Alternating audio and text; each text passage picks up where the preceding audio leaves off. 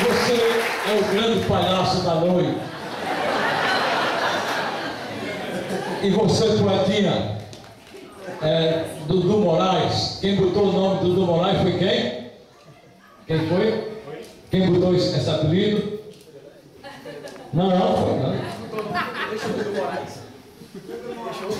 Não, eu pensei que tinha sido Alexandre Moraes. Poeta,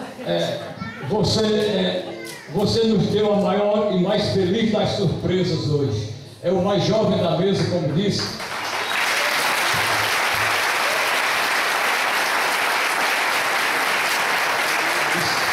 E somente hoje ele resolveu dar o sim. Até meio-dia, até a tarde, nós não sabíamos se ele sentaria, porque ele nunca participou disso aí e nunca fez outra mesa de glosa. Brinca com a gente, com esse Dudu de garoto lá da Escola Dom Bosco, fazendo quadrinhas, cestilhas e mostrando. E já naquele tempo, com pouca idade, a gente via o valor do que ele já possuía e que trouxe até aqui. Poeta Genildo Santana, você é doce, você é amargo, mas você é grande, tanto na doçura como no de sabor.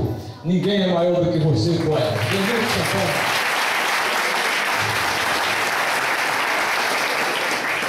Felipe Amaral disse: vou fazer uma barraca desse bigode de Alvino.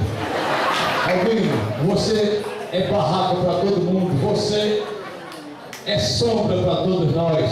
Que para o ano você desista da ideia de desistir da mesa, poeta.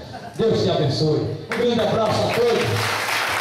Vem de Soares.